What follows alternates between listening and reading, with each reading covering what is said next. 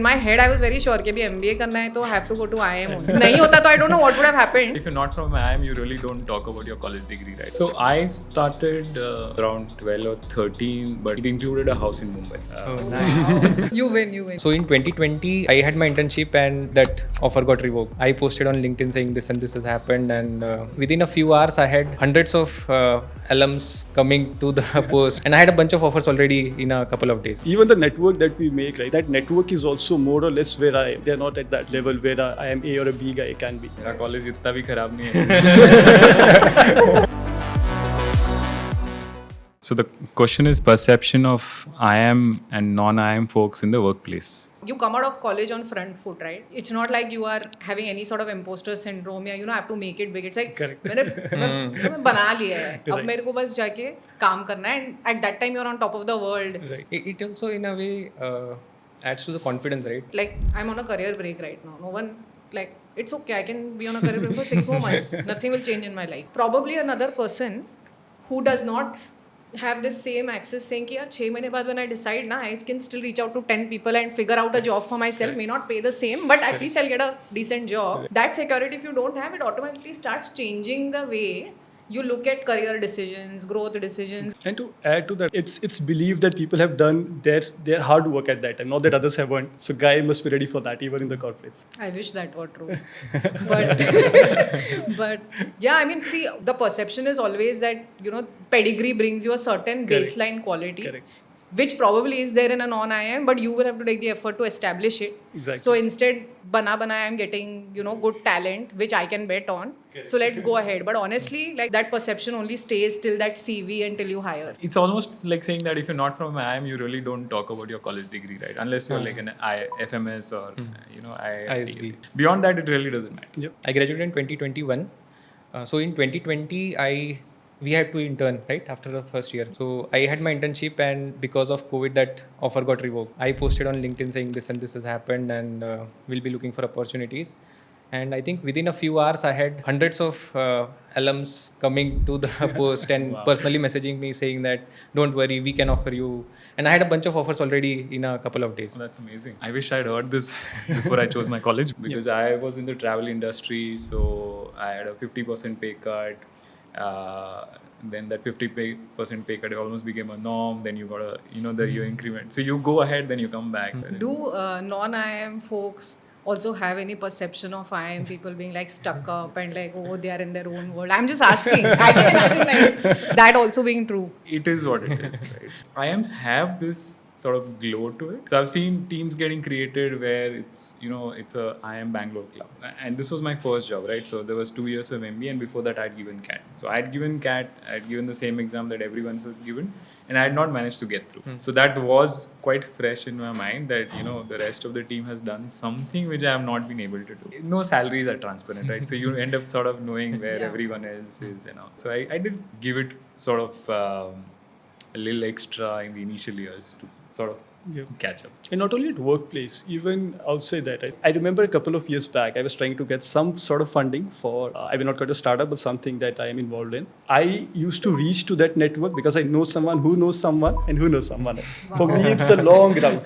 Wow. So, and then to break that door or a barrier is extremely difficult, even outside your workplace. So, in fact, in my first job, I was surrounded by people from IITs. I was non-IIT then. And I actually went through this journey then, right? Like seeing, why, like I am also doing the same work just because he or she is from an IIT, KGP, Mumbai, Delhi, one, like they are getting a better designation, all of that. So in my head, I was very sure कि भी MBA करना है तो I have to go to IIM only. नहीं होता तो I don't know what would have happened. Right. But in my head, I had actually corrected for that situation and made peace. I think we'll have to really, be very creative to say that there's a disadvantage of passing out of an IIM. Yeah. My starting salary out of campus was about 20, of which some 3.5 or something was deferred, which I would get after 3 years and something like that. But mota, like between 16-17 is what I would earn with variable pay. When I left TBG 8 years later, I was about 2x of that salary. My last role in Dunzo was about 2x of that salary. So somewhere between 85 to 90-ish. So Flipkart initially offered around 35 as a starting thing. It also includes stocks, by the way. I think over the past 3 years, that number has actually more or less doubled. So you took like 4 years to double. Around 3 years. For me, that was around 7 years. Yeah. Right. So maybe it's also a time thing Right. and not purely a It pedigree is also thing. a factor of the market. And I think the advantage, right, the base is there for you guys to even begin with. And that's how the numbers explode. Even if it's a 2x thing. And even if someone has to take a cut or the bad situations like layoffs and all, like you mentioned, easy for you guys to recover from that. Put it in your alumni network and someone is there for as a support system. For me, the best placements that you can get, right, that's why I'm from Symbiosis, will be around, say, max 14, 15 LP at that time. So I passed out at around 12 something. And then with 5, 6 years now after my MBA, and even by after utilizing my network, right, I have grown it by, I think, 3 or 4x, I would say 4x or somewhere around that. Because the base was very less to start with. You still cannot reach an extremely high levels and all. So I started trying to remember, this is 2012 and it was significantly lower than the numbers that you mentioned. It was around 12 or 13, but it included bonuses and variables and all of that. And it included a house in Mumbai. Oh, nice. wow. you win. No. So it does that to you as an employer, where you get a house, you get a playground, you get a school, you get a hospital. So yeah, people never leave. Every time I changed a job, I think I got around 30-35% hike on what I had before. But in my current role, it grew to a level where it was around 6 or 7 times of what I started with. In any organizations, once you cross a particular salary, you are looked at as an investment or an expense. Say you get 50 lakhs, you have to, deliver 5x of that for you to be around. And that has become more and more true since the pandemic. And that is irrelevant depending on which college you come from. Maybe for IIMs it happens a little early. Stretching this point a little further than what it was. Yeah, please.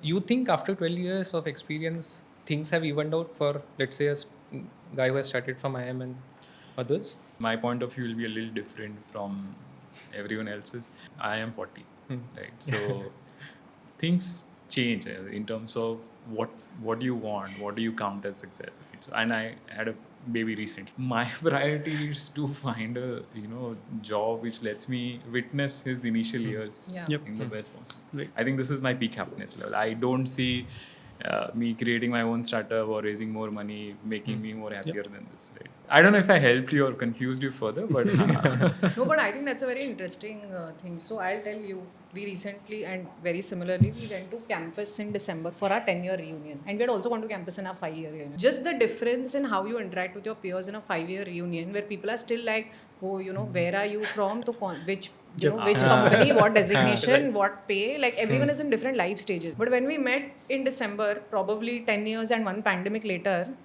everyone was just like, we have bigger things, better things, and what we measure as success actually changes, and that is more human. It has nothing to do with where you got your degree from. So overall, maybe it does even out, but I think that starting, like, can I do a cold message to someone on LinkedIn? That yes. probably advantage I'll still have, but Right. probably a non-IIM guy may not. Apart from education, what other qualities helped you get to where you are? I'm actually thinking very hard what did education do? I come from a middle class, right? At least in India, I think education is a very big factor. Maybe after 10 years, that factor will go down by a significant bit. And other factors like experience, competence, and relevance to that industry might become more. But at this stage, I think love for the problem statement and education play a big role. Fair. I can relate to that. Learning becomes easy if you like what you're doing. And I think I'm the only one who thinks, irrespective of what you're doing, you'll have to do it, and you'll have to love it, right? Even if you get that, you don't get that, Yeah. should be done.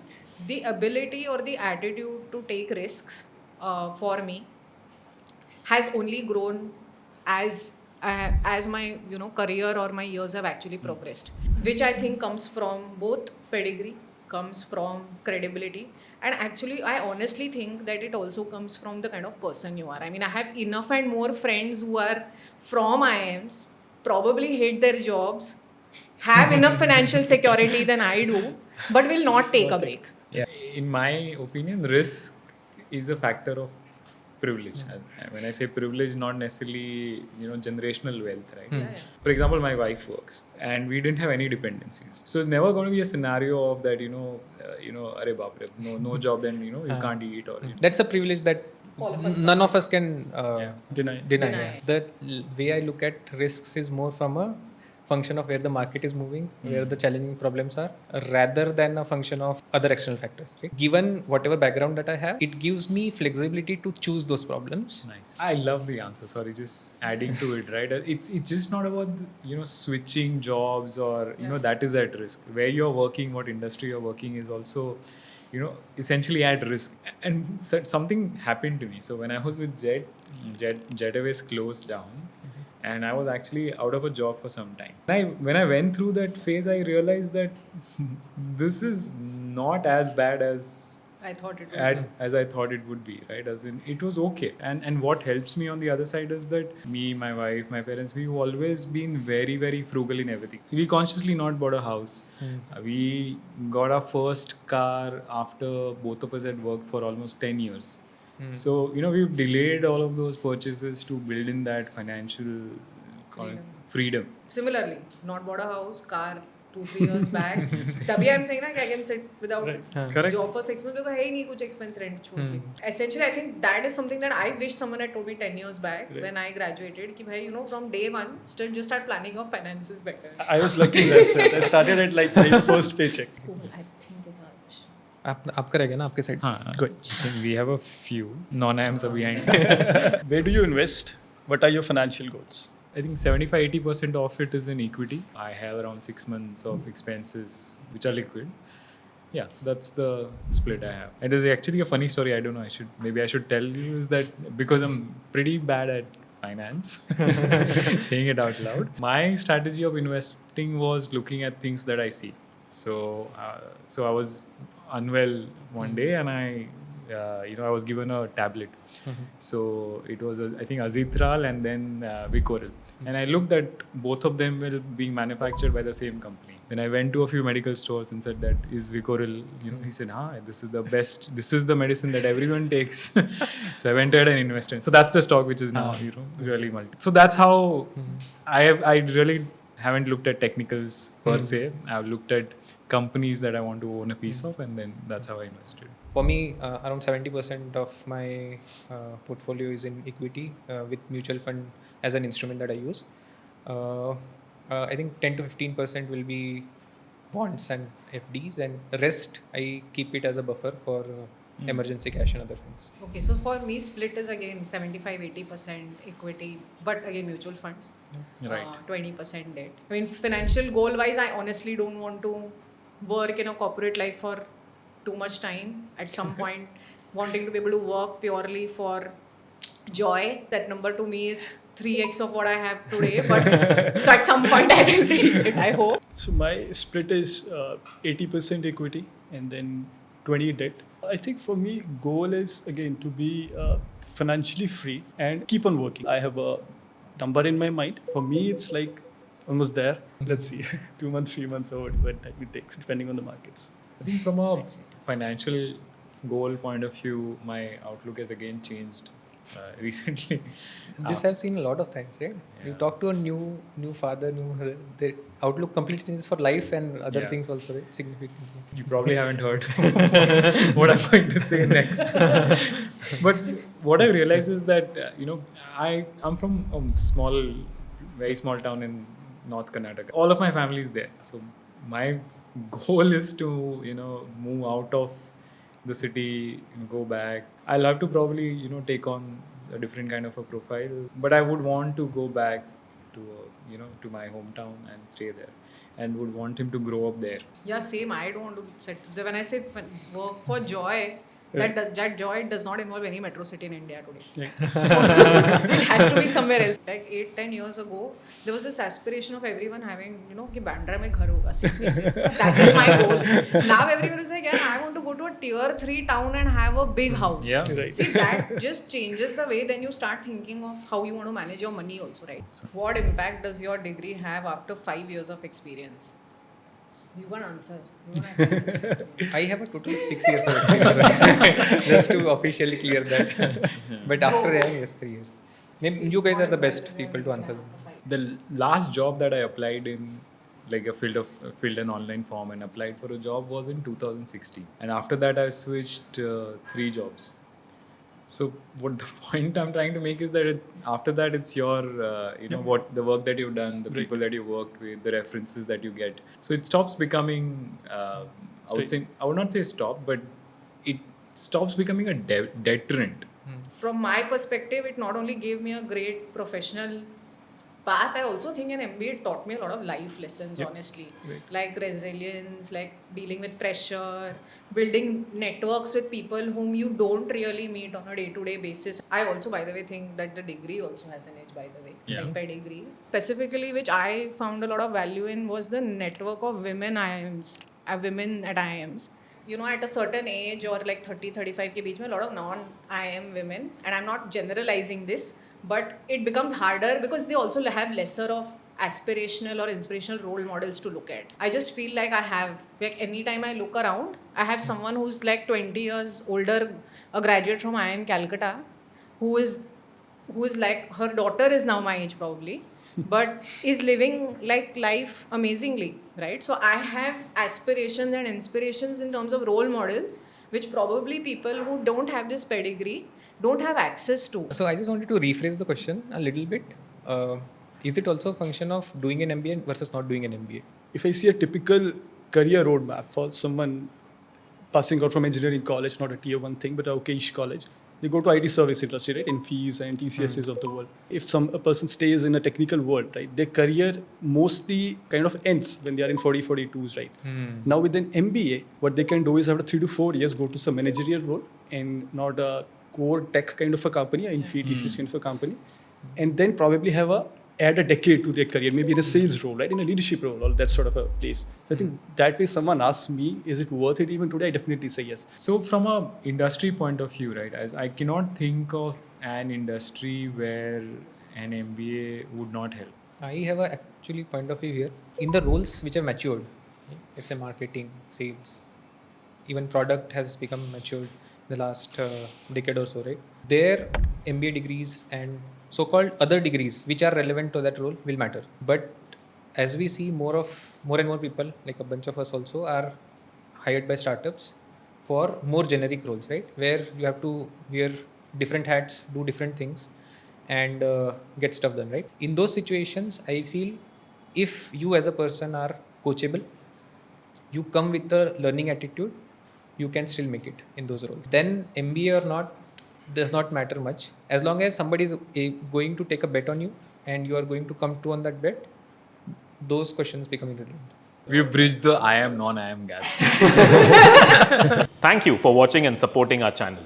If you like the stories we tell, here's your chance to be a part of it.